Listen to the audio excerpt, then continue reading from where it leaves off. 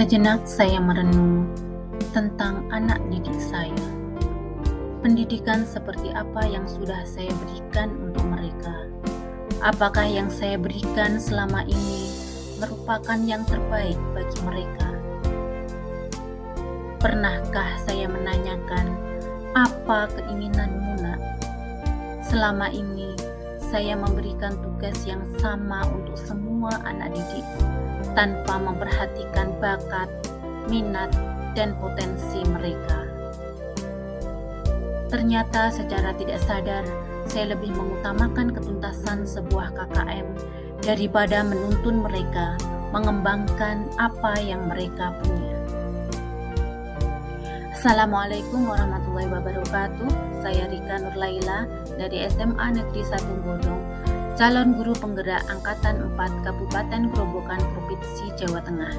Kali ini saya akan memaparkan koneksi antar materi, kesimpulan, dan refleksi pemikiran Ki Hajar Dewantara. Apa yang saya percaya tentang murid dan pembelajaran di kelas sebelum saya mempelajari modul 1.1. Awalnya saya percaya bahwa murid akan selalu patuh terhadap gurunya. Saya berpikir bahwa anak didik adalah kertas kosong yang harus ditransfer dengan ilmu pengetahuan. Tugas saya sebagai seorang guru adalah mentransfer ilmu pengetahuan dan keterampilan sesuai dengan tuntutan kurikulum. Pembelajaran terpusat pada peran guru sebagai pendidik sangat dominan. Saya fokus pada ketuntasan KKM, cenderung melaksanakan pembelajaran sesuai apa yang tertulis dalam kurikulum dan harus menyelesaikan dalam satu semester sesuai dengan target kurikulum. Setelah mempelajari modul 1.1 dalam pendidikan guru penggerak, saya tahu bahwa 1. Pendidikan itu menuntun, dan guru harus bisa berperan sebagai among yang dapat menginternalisasi semboyan ing ngarsa sung tuladha ing madya mangunkarsa tutwuri handayani. Yang kedua, prinsip merdeka belajar. Guru harus memberikan ruang kepada siswa untuk mengembangkan ide, berpikir kreatif, mengembangkan bakat dan minat siswa. Yang ketiga, pendidikan itu menghamba pada murid. Pendidik yang sesungguhnya bukanlah mengajar sebagaimana yang sering dipraktikkan selama ini.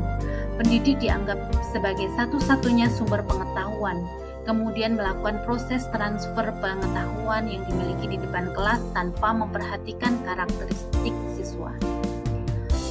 Pendidik harus bisa melayani segala bentuk kebutuhan belajar siswa yang berbeda-beda. Yang keempat, prinsip kodrat alam dan kodrat zaman. Secara kodrat alam, siswa sudah mempunyai karakteristik tersendiri. Maka dari itu, guru perlu mengarahkan agar siswa bisa mengembangkan apa yang dimiliki di mana saja dia berada.